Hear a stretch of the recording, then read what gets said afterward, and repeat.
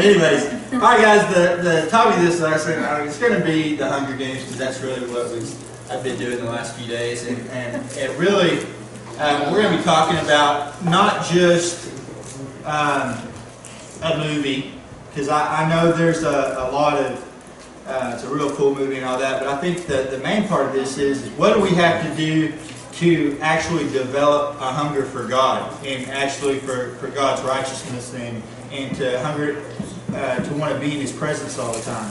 And it is not always what I want to do. I think there's some days that I'm having a bad day and I just would rather feel sorry for myself and be mad at the world and go on. But there are times that more often than not, I really seek after God and I want to be in His presence because I've had a taste of what He can give me and what He has to offer. So tonight, like I said, we're going to talk about not just the Hunger Games, but about the spiritual battle that is when you try to seek after God, what happens? The enemy will attack you. One of our first lessons was know your enemy. Does anyone know, when we talked about that, anyone remember anything about that lesson? Go ahead, Josh. I'd like to hear this. The devil. Yeah, good. Very good.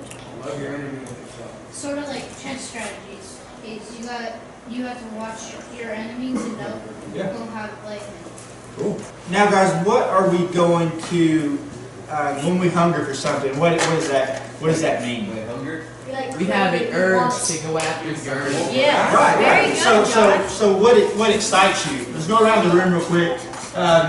Trey, what excites you? What makes you happy? What gives you joy? Skateboarding. Matt, what gives you joy? What do you like to do? Play tennis? Yeah, sure. All right, play tennis. What about you? I like skateboarding. Okay. And I like What about you? Trevor? No, Trevor. Oh, you're about to lose. Playing double bass. Playing what? Double bass. Oh, cool. Awesome. What do you think, guys? Being in a band. Being in a band? Yeah. Playing hard rock music? That what you like? That devil worshiping music. What do you think, Josh? Besides acting swirly, what do you like to do besides act swirly, Josh? What do you like to do? Well, they took my gaming. Gaming? That's a good answer. What about you, Alyssa? I like eating cheese balls. You like eating cheese balls? That's one of my favorites. I was going to tell y'all that the Hunger Games lesson tonight, we were going to get 2 or 3 things of those cheese balls out and see which one of us could eat the most of them in one sitting, but I don't think we'll do that. We'll probably get messy. Blake, what do you think? 16 or 500. Helping your grandpa. That's a very cool answer. Guys, these things are definitely great, and Hey, listen. they're great, and they're good things to get excited for. But like I said, I think once we start getting a little taste of what God has to offer, I think your things will change. I think that what I would like to do eventually is for us, especially if we keep a small youth group fairly small like we have now, 10, 15 kids, we can go to some youth retreats and stuff like that are out of town, and it wouldn't be too expensive. When we're having 25 kids here, it would have been very expensive to go to something like that. But I think that plans, I'll bring some cans. yeah, and I think that once you guys get to experience a little bit about what God has to offer in the Holy Spirit and getting that kind of that fulfillment that when He pours into your spirit, that feeling that you get and that closeness that you get to God. Yes. Anybody? Someone just say Jeff? Go ahead, Matt. We should go camping. Go camping? I think we could probably do that at some point. I think probably Josh would get lost in the woods somewhere. During our spiritual journey, I am spiritual Take Josh to the mountain top and drop him off. The verse of this week, guys, is going to be in Matthew chapter 5, verse 6. This is, blessed are those who hunger and thirst for righteousness, for they will be satisfied. I love that verse. Yeah, I love it because what this is telling us is when we seek after God, what's going to happen? We're going to get Him. We're going to find Him. He's going to reveal Himself to us, and that's biblical. And I think that every time I've really searched after God, He's always revealed Himself to That's me. one of my favorite chapters in the whole Bible. Oh yeah, without a doubt. I mean, my favorite book is James, and we'll get to that here in just a minute. It's the last. Joe. Yeah. You are. My favorite book is Joaquin. But yeah, what does this verse say about hunger? And what is it talking about? Where it says to hunger and thirst for righteousness, because it's not talking about physical hunger, or not talking about to be hungry in our body, but it's talking about a hungriness in our soul and our spirit. So does anyone know what we're talking about with that? Trey? Yes? Like, maybe like you're thinking, you like feel like you need God and really crave God. Yeah, I mean, I think Yes. that's a You get very, goosebumps. yeah. Very good. And here's the thing, guys. When we, go ahead, Matt. Pursuing a relationship with God. Yes. Very good, Yeah, Matt. and once we do, go ahead, Josh. You got something? I love to hear your answer.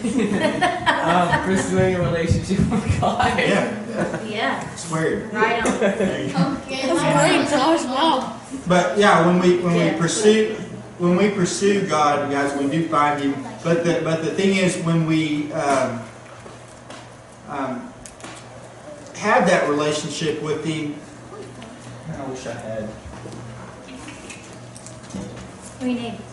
I was going to get a couple cups and do a demonstration, but the demonstration I want to do basically is when we become a Christian, we have a cup, and we fill that cup up. God pours His Spirit out into us. But during the week, guys, when we actually do God's work, we use God's Spirit. That's how we, because I can't do things for other people on my own. I'm just not, on my own, I'm not that concerned about other people.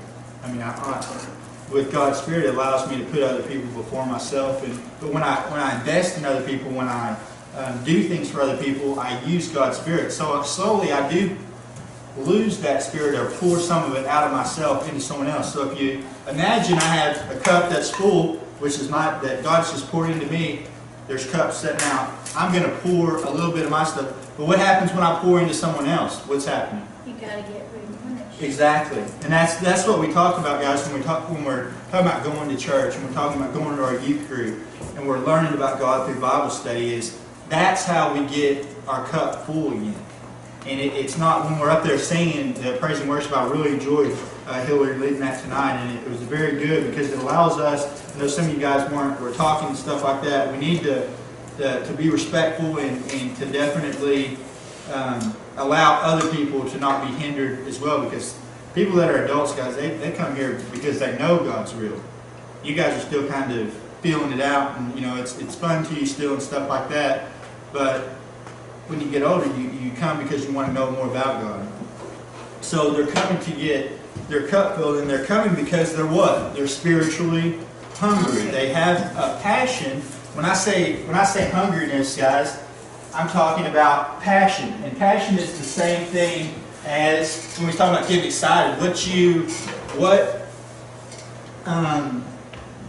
Is it you? What excites you? What excites you? What you live for? So if I'm a Christian, what should I be living for? Jack?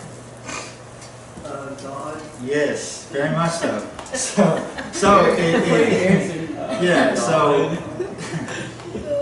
a very good answer, and I think it's a easy answer, but not a lot of people do it.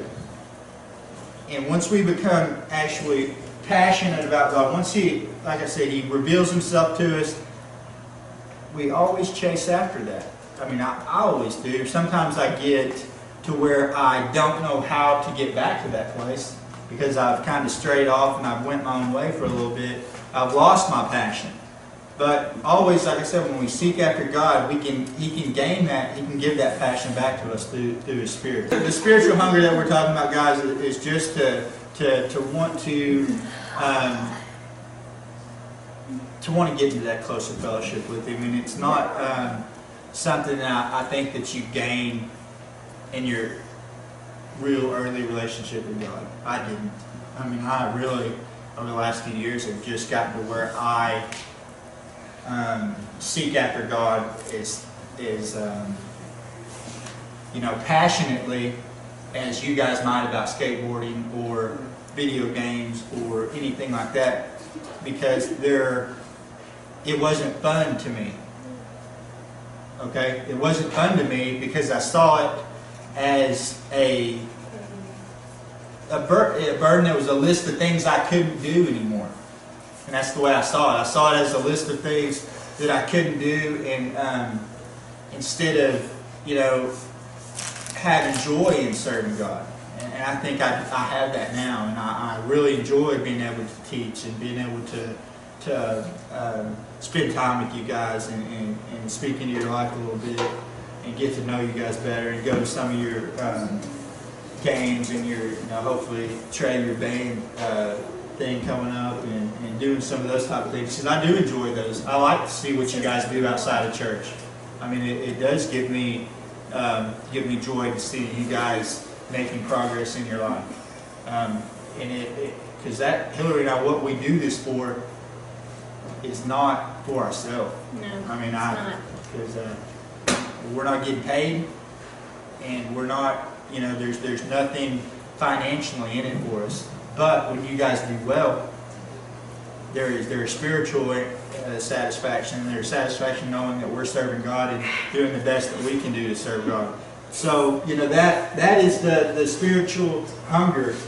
And like I said, going back to Hillary and myself, saying that maybe a way that we get closer to God is by teaching. Her, definitely, by singing. Using her gift that God has given her to sing and to lead worship. And so that is how we get into a closer, but your stuff might be totally different. It might be a totally different experience for you. But there's always ways to get closer to God. Always. Who in this room thinks that they are more of a leader or more of a follower? Leader. Raise your hand. Yo, turn up. Okay, follower, raise your hand. Very honest answer, Trevor. I like that. 'Cause I think for a majority of my life, I was a follower. I would say for the Definitely. 33 years of my life, I was a follower. Is it bad to be a follower? I think it's No. just depends what. Listen, Christ. well, I haven't did the lesson follow your leader, follow the leader yet, have I? With you guys? No, I might do that next week. So you I'll gotta see get what that that. would take. But anyways, guys, it does make a difference on what you're following, who Yeah. you're following, because there are good things to follow. But if I'm going to go, try to be some gangbanger and shoot up half of Fort Smith, that's not just because I want to be. But sometimes being a leader is not always the best thing either, unless you're leading the right. Yeah, I mean, if you're being a leader and you're Leading a game. you're leading a gang, you're one of the kids at school and you do drugs, and you're trying to, and you go and try to get all these other people that are maybe influenced by you, maybe younger people, to follow you so they think you're cool and all that. That's not positive, guys. That's not. All you're doing is making it harder for someone else. You're Yeah. leading them astray. What spiritual hunger is now. What are you guys hungry for? What are you searching for in your life? What are you here for? Cheese balls. I mean, that's a good answer. I mean, if that's what you're here for, is cheese balls. I would rather you say cheese balls than my name. Christ. Come on, Yeah. for real, get for real. Be Seriously, serious. guys. I mean, are you here just because people are here to hang out with? Are you here to learn about God? Well, Trey, I love that answer. Who's here to get closer to God? Good. Very good. I mean, that's awesome answers. Josh, meet you after service. Yeah, we'll get you closer to God. We gotta get right. We gotta get you right. But yeah, guys, Look at this. all joking aside, I hope that's what you're here for. Me too. But if you're not here for that reason, that doesn't mean God can't reveal Himself to you as well. And I know for me, a lot of times I would go to a youth group or go to any kind of Christian event or concert because my friends were going, a girlfriend was going, something like that, and I wanted to just do it for a social reason. But God still revealed Himself to me, even though I wasn't looking for Him. We don't always have to be looking for Him to find Him. It's just a lot easier. if we know what we're looking for. So, the main thing is when we're looking for the world, what do you think you're going to find? When I say world, what am I meaning? So if I'm talking about, the world, I'm talking about people that don't have a relationship with Christ. They doesn't mean they're bad people. It just means they don't know God. And it means that, they probably are searching for what? The best paying job. The prettiest wife, no matter how they have to get it. The nicest things, no matter if it means going and stealing them, or, being dishonest in a workplace in order to get those things. That is the world. So, if we're hungry for God, what does that mean? What are we doing? What are we trying to do? Get closer. Get closer. How do we get closer? Learning more. Learning more. How do we learn more? Read the Bible. Read the Bible. Go to church. Go to church. Fellowship with Yes. Christian friends. And what you're doing right now, guys, is fellowshipping. And I understand that there's a lot of fun and stuff that goes on. We're joking around a lot, and I'm trying not to be too awfully serious tonight. But there is an expectation that God has on me to teach you. And it says in the Bible that someone that is a teacher is held to a higher account. When I get to heaven someday, God's going to judge me a lot more, carefully and with more scrutiny than He's going to judge you with if you're not a teacher. Why is that? Because you taught Because His Word. His word, the way you say His word can affect people in many different ways. Yes. You And- say, like, hey, hungry for God, just say that. People might not know what you mean. Okay, very good. And the other thing is going to be the amount of people I can help, however many that may be. What is that also I have the opportunity to do? If I have the opportunity to help 1,000 people, what I'll also have to do, the opportunity to do to 1,000 people? Kill them. Hurt You can them. help them. Hurt them. Bad. If I have the opportunity to help 1,000 people, I have the same opportunity to hurt that same amount of people if I give wrong teaching, or if I teach things that are not biblical, or if I give them the wrong impression of who God is by my deed or by my action. So if I see someone, if I'm a teacher, if I'm someone that is supposed to be teaching God's Word, and I see someone that is hungry, like we talked about last week, I have a full pizza here. There's 5 people in here, and I'm the only one with anything to eat. But I'm just like, man, this pizza's really good, guys. It's really good. Sorry you guys don't have any money. What does that do? If I'm the only one in here that's a Christian, what do those other 4 people do? They say, man, those Christian people are greedy. So they don't really want to be a Christian because. Yeah, I mean, they're greedy. What happens is that we give out the wrong identity of who God is. And I think that's what Christian people do a lot. Yes, go ahead, Trevor. Sort of like we're the mirror of Christ. Yeah, absolutely. I haven't ever heard it put that way, but that's a very good way to put it, Trevor. What'd he say? I didn't We're the hear. mirror of Christ. If someone's seeing you as a Christian, you might be the closest someone ever gets to seeing God or seeing Jesus. You might be the closest thing that they see to seeing Jesus in their lifetime. You might be the one chance they have to make it to heaven. What are you going to do? Are you going to do what God calls you to do? And to talk to them about that, and to ask them, some questions, at least to be someone that's a light in a dark world, guys. And it's not always easy. It's not always the most popular thing to be at school and your friends talking about going out partying, and you're like, man, I can't do that. I can't go out and smoke pot or whatever the case may be, or go out to a party where there's going to be that kind of stuff, because it's unpopular. It's what the world is doing, and that the world is not going to accept you if you're of Christ. The Bible tells us that no man is greater than his teacher. If the world hated Christ, what are they going to do to you? Hate you. Exactly. If you're of him, they will. I mean, if you're someone that's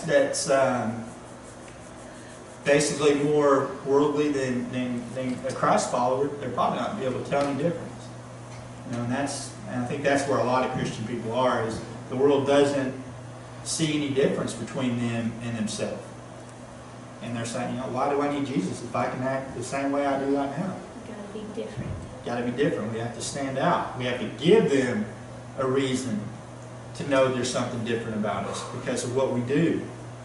And there's just a final scripture, guys, that I'm going to talk about. It's in James. Like I said, it's my favorite book of the Bible, and it goes back to talking about why we can't do what have fellowship or be like the world. It says, "You adulterers, Peter, you cheating people." So you have a relationship with God, but you're cheating on God with the world. It says, "Don't you know that friendship with the world means enemy against God? Therefore, anyone who chooses to be a friend of the world becomes an enemy of God." So that, I mean, you can't have it both ways. And I think a lot of people try to have it both ways, and it's not. That's where the term comes, lukewarm Christian. Has anyone ever heard that? Yas. No, What does lukewarm mean? like half and half. Not hot. Not hot or not cold. God says Riding he'll, the fence. he'll throw you up, is what it Spit says. you out. And that is, he would rather you be totally lost Yes. than to be lukewarm, because you give him a bad name when you're lukewarm.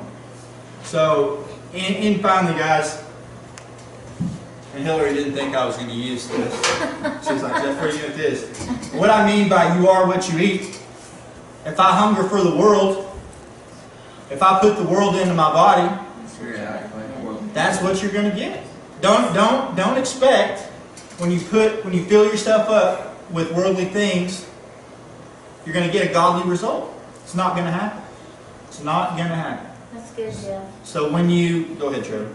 Just finish what you're saying. Yeah. So guys, but when we search after God, and when we do things that are godly, when we do things that are showing God to other people, guys, God, that's how we get that relationship. That's how we get John in.